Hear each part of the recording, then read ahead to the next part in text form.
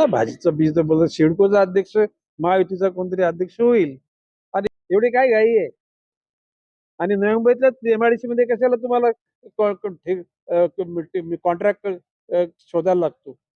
मागणी करणार काय वारंवार त्या सगळ्या प्रश्नांवर वार आहेत त्यापेक्षा सिडकोचा अध्यक्ष नियुक्त केला आहे भाजपचा तर याला पर्याय ठरू शकत नाही. कशाला भाजीचं बीज बोलत सिडकोचा अध्यक्ष महायुतीचा कोणतरी अध्यक्ष होईल आणि माननीय मुख्यमंत्री योग्य वेळी निर्णय घेतील. आता बाब अशी आहे, फक्त एक दुःखदायक बाब अशी आहे की मंत्रिमंडळामध्ये हा निर्णय घेतला आणि त्याच्या दुसऱ्या तिसऱ्या दिवशी एमआयडीसीनं लगेच टेंडर नोटीस काढली. किती घराची किती स्क्वेअर फूट? 300 स्क्वेअर फूट घर लोकांना. आणि इथे 1500 स्क्वेअर फुटाचं महसूल मंत्री महोदयांनी धोरण आणलेलं असताना 300 स्क्वेअर फुटाची या ठिकाणी ते पण कोणाकडे? बिल्डरकडे. बिल्डर शोधणार आहेत. एवढी काय घाई आहे आणि नवी मुंबईतल्या एमआयडीसी मध्ये कशाला तुम्हाला कॉन्ट्रॅक्ट शोधायला लागतो. वागले इस्टेट आहे, तिथे पलीकडे मिराला एमआयडीसी आहे, वसईला आहे, कल्याण डोंबिवलीला आहे, अमरनाथला आहे, बदलापूरला आहे, मुरबाडला आहे. त्या सगळ्या एमआयडीसी करता येतं धोरण आणि एमआयडीसीचा धंदाच नाही हा. मी माननीय मुख्यमंत्री महोदयांना पत्र दिले, ही योजना रद्द करा, स्थगित करा नाही, रद्द करायचं पत्र दिले आणि लोकांनी माझ्याकडे फार तीव्र भावना व्यक्त केलेल्या.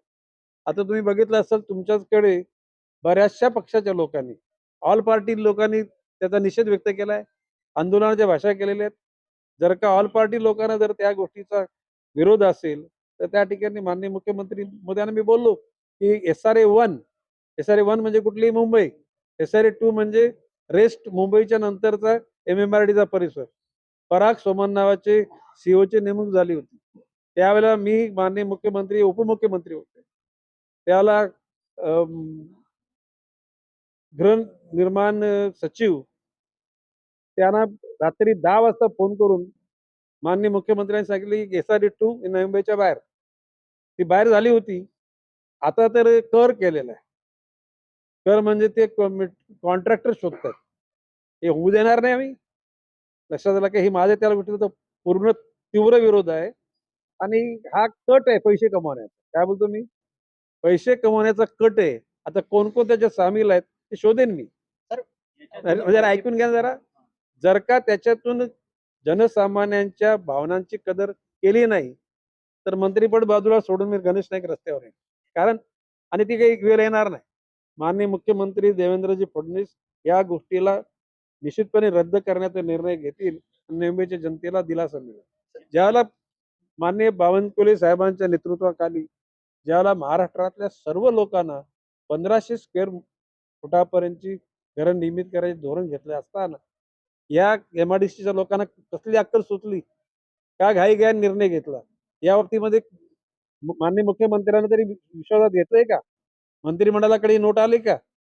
अशा प्रकारचं म्हणजे बावनकुळे साहेबांनी हा धोरण घेताना मंत्रिमंडळाची संमती घेतली. MIDCच्या कोणी अक्कलकाळी बेअक्कलनी ही हुशारी केलेली आहे त्याला निश्चितपणे विचारायची गरज आहे. आणि माझं म्हणणं तुम्ही पत्रकारांनी नेतृत्व करा.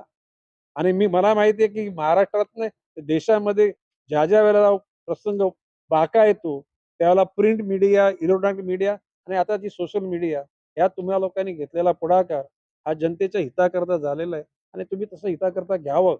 माझं म्हणणं की जनसाता मंत्री असताना मी रस्त्यावर याची भाषा करतोय वेळ आली तर ती वेळ येऊ देणार नाही. परंतु जागृती करण्याकरता तुम्ही सुद्धा जागृतीने त्या ठिकाणी हा प्रश्न चव्हाट्यावर आणा. माझ्या दृष्टिकोनातून संदीप नाईकाच्या नेतृत्वाखाली या 15-20 दिवसांमध्ये लाखो लोकांचा मोर्चा सिम्बॉलिक निघणार आहे. आता मी सांगणार आहे की तुम्ही मोर्चा काढू नका. की मोर्चा काढला म्हणजे राज्य शासनाचा मी मंत्री आहे म्हणजे मंत्र्याच्याच मुलांनी एखादा मोर्चा काढला तर ती शोभासारखी बाब नाही. तर मी त्यांना कन्व्हिन्स करणार आहे किंवा माननीय मुख्यमंत्री आणि सर्व मंत्रिमंडळासमोर या तुमच्या व्यथा आम्ही मांडू आणि त्याला न्याय देण्याचा प्रयत्न करू. बोला आता. पर्याय म्हणून महानगरपालिका पुढाकार घेणार आहे. झोपडपट्ट्या हजारो आहेत या.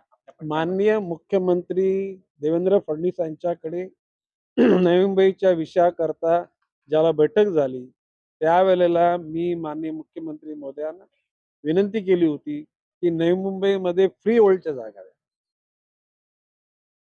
लीजने नको. आणि माननीय मुख्यमंत्र्यांनी घनसोलीच्या सभेमध्ये तुम्हाला आठवत असेल तर त्यांनी सांगितलेलं आहे की नवी मुंबईतल्या सर्व जागा आम्ही फ्री होल्ड करू.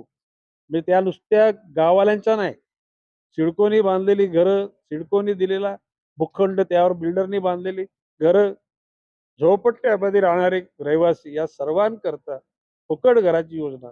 आणि किंबहुना माझी तर मागणी अशी आहे की कुठल्याही शासनाच्या विभागाला प्रीमियम न घेता तो प्रीमियमचा पैसा त्या ठिकाणी सुटसुटीत घरं, लिव्हेबल म्हणजे राहण्यालायक घरं, अशा स्वरूपाची त्या ठिकाणी मागणी ऑलरेडी केलेली आहे. माननीय मुख्यमंत्र्यांनी निर्देशित केलेले आहे. माननीय मुख्यमंत्र्यांना त्याच्या निश्चितपणे म्हणजे आम्ही स्मरणपत्र देऊ आणि अंतिम निर्णयाकरता त्यांच्याकडे जाऊ. तर जो तुम्ही मागणी करणार का वारंवार त्या सगळ्या प्रश्नांवर वार येतात त्यापेक्षा सिडकोचा अध्यक्ष नियुक्त केला आहे भाजपचा, तर याला पर्याय ठरू शकत नाही. कशाला भाजीचं बीज बोलत, सिडकोचा अध्यक्ष महायुतीचा कोणतरी अध्यक्ष होईल आणि माननीय मुख्यमंत्री योग्य वेळी निर्णय घेतील. आता बाब अशी आहे, फक्त एक दुःखदायक बाब अशी आहे की मंत्रिमंडळामध्ये हा निर्णय घेतला आणि त्याच्या दुसऱ्या तिसऱ्या दिवशी MIDC लगेच टेंडर नोटीस काढली. किती घराची, किती स्क्वेअर फूट? 300 स्क्वेअर फूट घर लोकांना. आणि इथे 1500 स्क्वेअर फुटाचं महसूल मंत्री महोदयांनी धोरण आणलेलं असताना 300 स्क्वेअर फुटाची या ठिकाणी, ते पण कोणाकडे? बिल्डरकडे. बिल्डर शोधणार आहेत. एवढी काय घाई आहे? आणि नवी मुंबईतल्याच MIDC मध्ये कशाला तुम्हाला कॉन्ट्रॅक्ट शोधायला लागतो? वागले इस्टेट आहे, तिथे पलीकडे मीराला MIDC आहे, वसईला आहे, कल्याण डोंबिवलीला आहे, अंबरनाथला आहे, बदलापूरला आहे, मुरबाडला आहे. त्या सगळ्या MIDC करता येतं धोरण, आणि MIDCचा धंदाच नाही हा. मी माननीय मुख्यमंत्री महोदयांना पत्र दिले, ही योजना रद्द करा, स्थगित करा नाही, रद्द करायचं पत्र दिले. आणि लोकांनी माझ्याकडे फार तीव्र भावना व्यक्त केलेल्या. आता तुम्ही बघितलं असेल तुमच्याचकडे बऱ्याचशा पक्षाच्या लोकांनी, ऑल पार्टी लोकांनी त्याचा निषेध व्यक्त केलाय, आंदोलनाच्या भाषा केलेल्या आहेत. जर का ऑल पार्टी लोकांना जर त्या गोष्टीचा विरोध असेल तर त्या ठिकाणी माननीय मुख्यमंत्री महोदयांना मी बोललो की SRA 1 म्हणजे कुठली? मुंबई. SRA 2 म्हणजे रेस्ट, मुंबईच्या नंतरचा MMRDचा परिसर. पराग सोमन नावाचे सीओची नेमणूक झाली होती. त्यावेळेला मी माननीय मुख्यमंत्री, उपमुख्यमंत्री होते. त्याला गृहनिर्माण सचिव त्यांना रात्री 10 वाजता फोन करून माननीय मुख्यमंत्र्यांनी सांगितले की SRA 2 नवी मुंबईच्या बाहेर. ती बाहेर झाली होती. आता तर कर केलेला आहे. कर म्हणजे ते कॉन्ट्रॅक्टर शोधतात. हे होऊ देणार नाही आम्ही. लक्षात आलं की ही माझ्या त्याला गोष्टीचा पूर्ण तीव्र विरोध आहे. आणि हा कट आहे पैसे कमवण्याचा. काय बोलतो मी? पैसे कमवण्याचा कट आहे. आता कोण कोण त्याच्यात सामील आहेत ते शोधेन मी. जरा ऐकून घ्या जरा. जर का त्याच्यातून जनसामान्यांच्या भावनांची कदर केली नाही तर मंत्रीपद बाजूला सोडून मी गणेश नाईक रस्त्यावर आहे. कारण, आणि ती काही वेळ येणार नाही.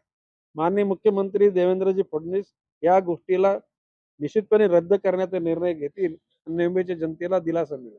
ज्यावेळेला माननीय बावनकुळे साहेबांच्या नेतृत्वाखाली ज्यावेळेला महाराष्ट्रातल्या सर्व लोकांना 1500 स्क्वेअर फुटापर्यंतची घरं निर्मित करायचे धोरण घेतले असताना या MIDCच्या लोकांना कसली अक्कल सुचली? का घाईघाईने निर्णय घेतला?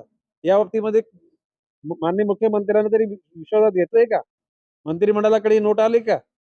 अशा प्रकारचं म्हणजे बावनकुळे साहेबांनी हा धोरण घेताना मंत्रिमंडळाची संमती घेतली. MIDCच्या कोणी अक्कलकाळी बेअक्कलनी ही हुशारी केलेली आहे, त्याला निश्चितपणे विचारायची गरज आहे. आणि माझं म्हणणं, तुम्ही पत्रकारांनी नेतृत्व करा.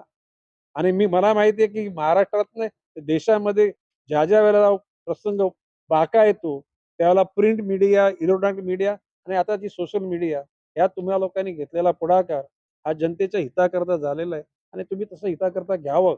माझं म्हणणं आहे की जनसाता मंत्री असताना मी रस्त्यावर याची भाषा करतो वेळ आली तर, पण ती वेळ येऊ देणार नाही. परंतु जागृती करण्याकरता तुम्ही सुद्धा जागृतीतेनं त्या ठिकाणी हा प्रश्न चव्हाट्यावर आणा.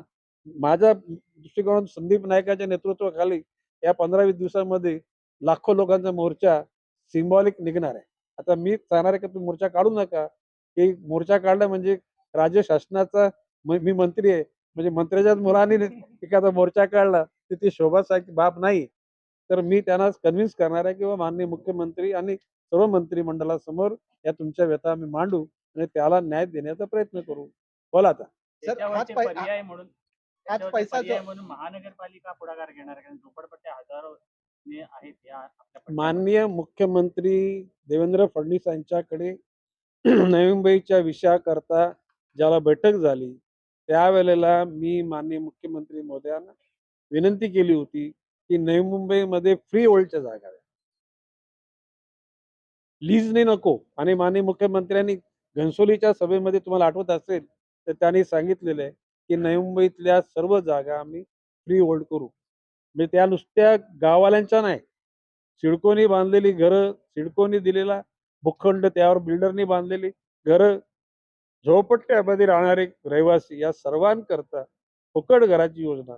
आणि किंबहुना माझी तर मागणी अशी आहे की कुठल्याही शासनाच्या विभागाला प्रीमियम न घेता तो प्रीमियमचा पैसा त्या ठिकाणी सुटसुटीत घरं, लिव्हेबल म्हणजे राहण्यालायक घरं अशा स्वरूपाची त्या ठिकाणी मागणी ऑलरेडी केलेली आहे. माननीय मुख्यमंत्र्यांनी निर्देशित केलेले आहे.